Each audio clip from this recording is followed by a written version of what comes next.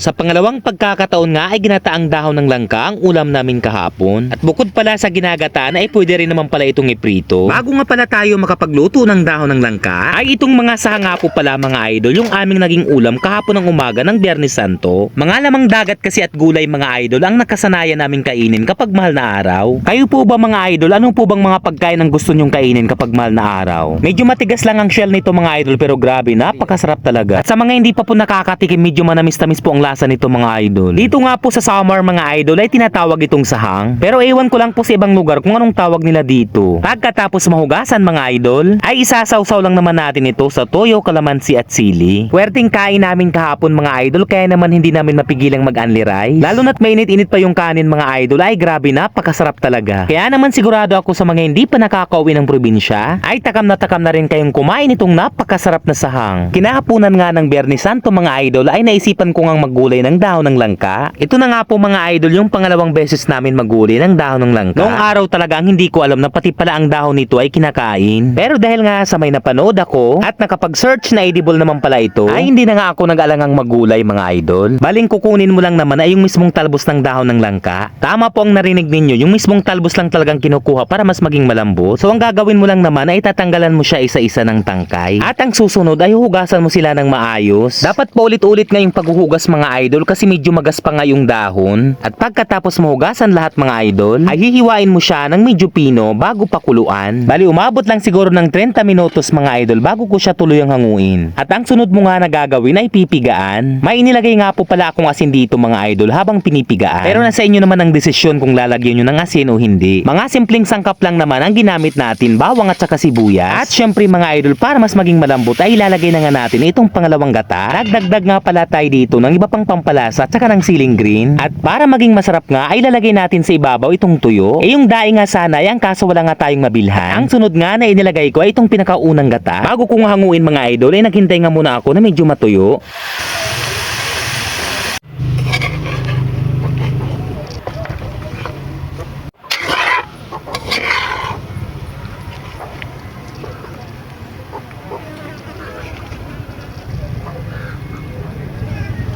Grabe, ito na mga idol, yung ginataang dahon ng langka. Ang sarap mga idol. Para siyang ginataang kamuting kahoy. Sunod ay prinito ko na nga mga idol itong dahon ng langka. Dapat nga sana ay meron tayong itlog para mas dumikit yung crispy fry. Ang kaso mga idol ay hindi nga tayo nakabili. Bali na kailang ulit na luto na ako nito mga idol. Hindi talaga ako nagsasawa kasi masarap talaga mga idol. Para pala sa akin mga idol, mas maganda to doon sa kangkong chips. Kasi medyo makapal to. Napaka-crispy mga idol. Saka ilang try na ako dito mga idol.